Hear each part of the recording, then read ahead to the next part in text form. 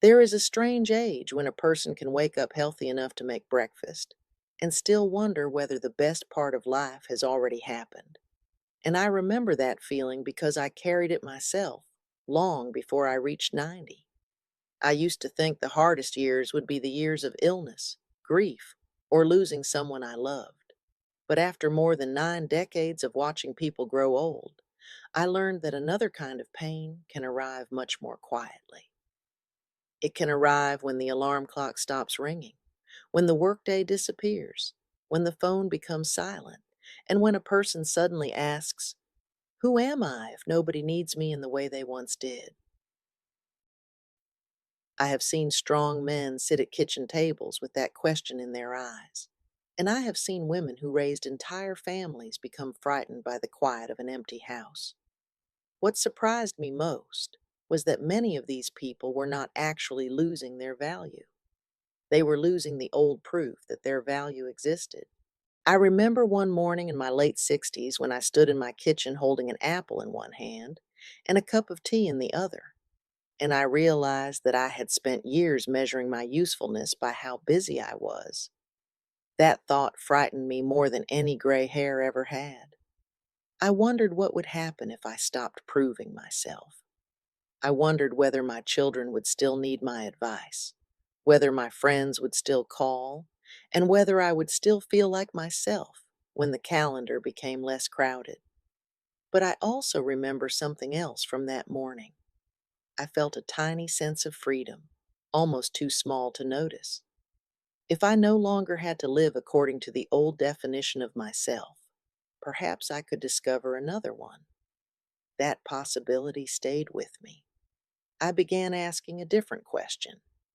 What if 70 is not a door closing, but a door that finally opens inward? I did not know the answer then, and I certainly did not have the courage to say it aloud. I had to watch, listen, lose people, meet new people, change my habits, and live through many ordinary mornings before I understood what was really happening. And the first lesson came from a retired man whose silence told me more than any advice could have. I met that retired man when I was 68, although I did not understand how important our conversation would become until many years later. I will call him Robert, because that is what I called him in my memory, and I still remember the way he sat on a park bench with both hands folded over his walking stick. I had known him as a busy engineer who could explain almost anything, and I had watched younger people come to him whenever a problem seemed too complicated. Then he retired, and something changed. He told me that his health had not suddenly disappeared, and his family still loved him, but the phone stopped ringing as often, and nobody seemed to need his decisions anymore. One afternoon, he said something that stayed with me for decades.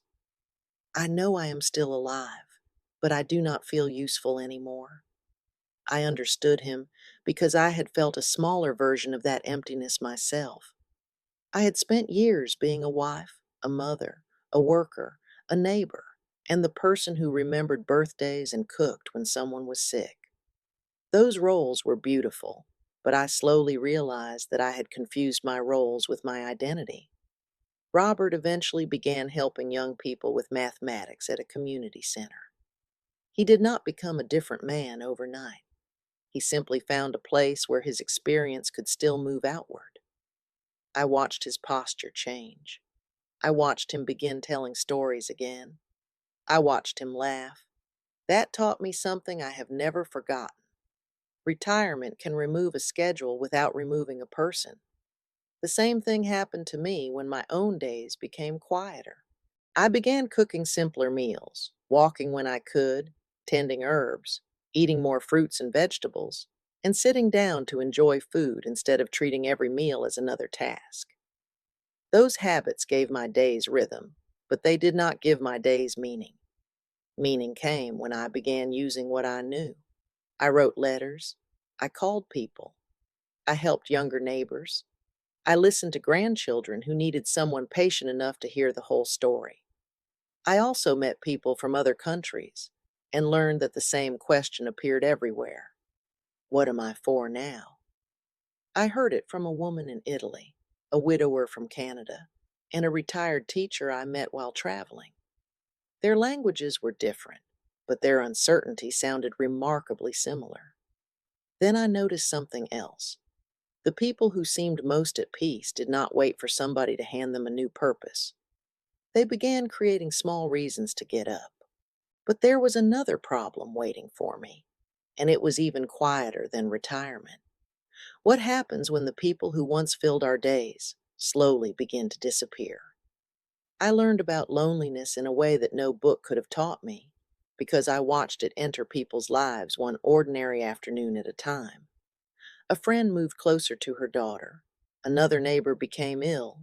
An old coworker stopped driving. And suddenly the group that had once met every Friday had become three people, then two, then nobody. I remember a woman named Margaret telling me that she could go an entire week without having one real conversation, even though she knew people loved her. That sentence broke my heart, because loneliness is not always an empty room. Sometimes it is the feeling that nobody knows what your day actually looked like. I have experienced that myself. After my own losses, I sometimes ate breakfast in complete silence, and I noticed that even good food tasted different when there was nobody across the table. I began inviting people for simple meals.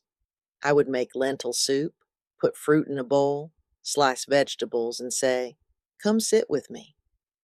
I discovered that a shared meal could become more than nutrition. It could become a reason to leave the house, a reason to dress properly, a reason to tell a story, and a reason to laugh. I noticed similar habits among older people I admired. They walked with neighbors. They attended community gatherings. They called relatives without waiting to be called. They joined churches, clubs, gardens, classes, or volunteer groups. None of them needed a huge social circle. I often saw that one or two genuine relationships could make a person's whole week feel different. I also learned not to interpret every unanswered phone call as rejection. Children become busy, friends move, families change. Sometimes people care deeply and simply forget to call. That understanding saved me from building unnecessary sadness around silence. I learned to make the first call. I learned to invite instead of waiting. I learned that a new friendship does not have to look like an old friendship. At 70, I met a woman who was 20 years younger than I was, and we became gardening friends because we both loved tomatoes and old stories. Later, I became close to someone much younger who taught me how to use a smartphone, while I taught her how to make vegetable soup without a recipe. That exchange gave me something I had not expected: curiosity. And curiosity became important because the next realization was harder than loneliness. Once my circle became smaller, I began noticing something I had spent most of my life avoiding. I began noticing how quickly time was moving, and I had to decide whether that realization would frighten me or teach me how to live. I remember the first time I truly felt the speed of time, and it was not on my birthday. It happened at a funeral for a woman I had known since childhood, and while I sat quietly among people I recognized, I suddenly understood that my memories were becoming a kind of family archive.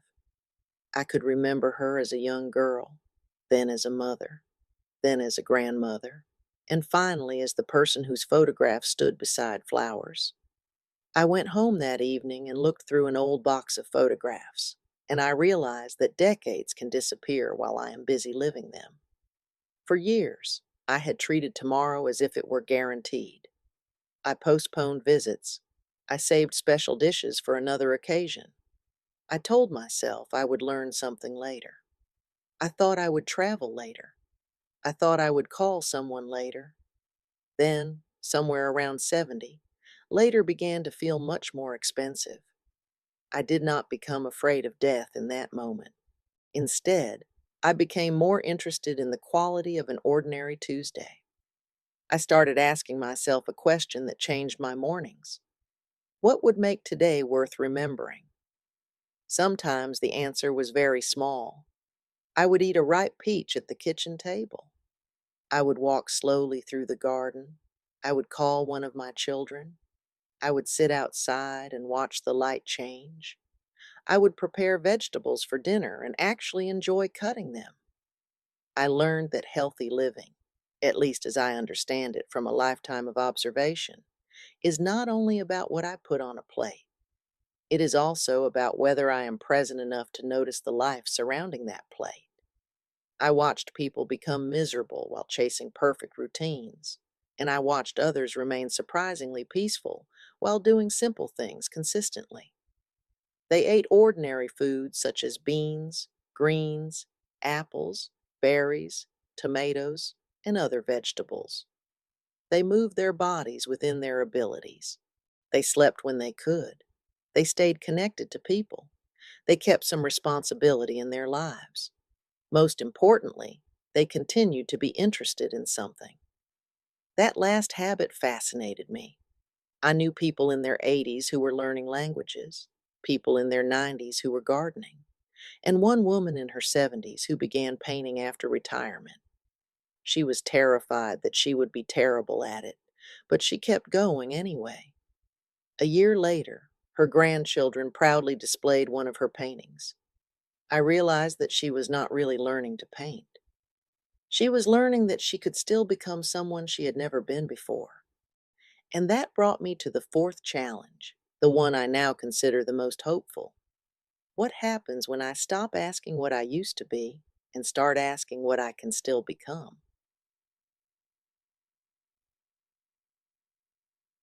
I have spent many years watching people confuse aging with completion, as though reaching retirement means the final version of a person has already been written. But my own life taught me the opposite. I did not know how to use modern technology at 70. I was embarrassed by that, especially when younger relatives laughed kindly as I pressed the wrong buttons. Then I decided embarrassment was a poor reason to remain ignorant, so I learned slowly. I learned enough to send messages, take photographs, and speak with family members who lived far away. Later, I tried new recipes, learned about foods from countries I had never visited, planted vegetables I had never grown, and listened to music I would once have dismissed as too modern. None of these things made me younger. They made me more alive. I also noticed that learning did not need to be impressive. I could read 5 pages of a book. I could learn one new word. I could ask a grandchild to explain something without pretending I already understood it. I could try a new fruit at the market. I could grow spinach beside tomatoes. I could take a different walking route and notice a house I had passed for 20 years without really seeing. These small acts mattered because they interrupted the dangerous thought that everything interesting had already happened. I remember a woman named Helen who began attending an art class after retirement. She was 66 and had never considered herself artistic. She told me she almost quit during the first month because everyone seemed better than she was. But she returned the following week, and then the week after that. She made friends there, laughed more, and discovered that being a beginner could actually be enjoyable. I admired that enormously. At 90, I still want to be a beginner sometimes. I still want to ask questions. I still want to taste a new vegetable, read a new story, meet a person from somewhere unfamiliar, or learn why my grandchildren care so much about something I do not understand. I believe that kind of curiosity protects something precious inside us, the feeling that tomorrow still contains possibilities. I never tell people that food alone can solve the emotional challenges of aging, because I have lived long enough to know better. A beautiful bowl of berries cannot replace friendship. A healthy vegetable cannot replace purpose. A morning walk cannot replace affection. But these simple habits can become part of a life that says, I am still caring for myself because I still expect to participate in tomorrow. That sentence has carried me through many difficult years. Yet learning and curiosity are only useful when they become part of ordinary life. So I eventually had to ask myself a very practical question. What could I actually do on a normal Monday morning when motivation was nowhere to be found? I learned that I did not need a dramatic transformation on Monday morning, and I certainly did not need to become a different person by Friday. I needed a few gentle anchors that could give my days shape without making me feel trapped by another set of rules. I began with breakfast because food was one of the easiest places for me to practice care. I kept simple foods nearby: apples, berries, leafy greens, tomatoes, beans, lentils, plain yogurt, nuts, and whatever vegetables looked good at the market. I did not treat any one food as a miracle, and I never believed that a particular fruit or vegetable could guarantee a long life. I simply noticed that meals built around ordinary, minimally processed foods made sense to me and were enjoyable enough to repeat. I also learned to sit down when I ate. I stopped treating lunch as something I had to finish while standing at the counter. Sometimes I invited somebody to eat with me. When nobody could come, I called someone.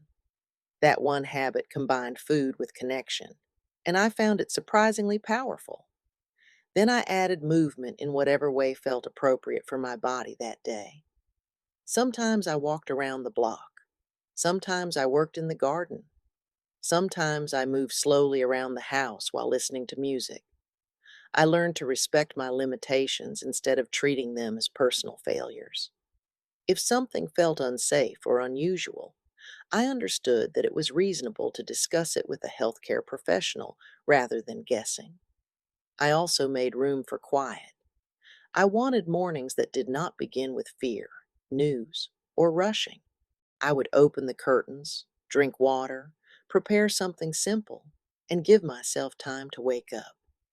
Then came the habit that changed my emotional life most. I gave every day a small purpose.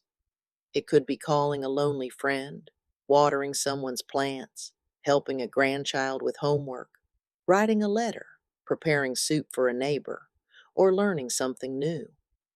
I did not ask whether the task was important enough for my age. I asked whether it brought some usefulness, curiosity, kindness, or joy into the day. I noticed that when I had somewhere to be or someone to help, I naturally took better care of myself because tomorrow had a reason. I also stopped waiting for motivation. I learned that action often comes first and motivation sometimes follows. One phone call can lead to another. One walk can become a routine. One new recipe can become a weekly meal. One conversation can become a friendship. That is how my life changed. Not through one grand decision, but through small decisions repeated until they became part of me. And just when I thought I understood the lesson, my 90s showed me something I had not expected at all. I am now well past 90, and if there is one thing my age has taught me, it is that the calendar is not my enemy, even though I once thought it was. I have watched generations arrive and disappear, and I have learned that every stage of life asks a different question. At 20, I was asking how to build a life. At 40, I was asking how to protect the people I loved. At 65, I was asking who I was becoming.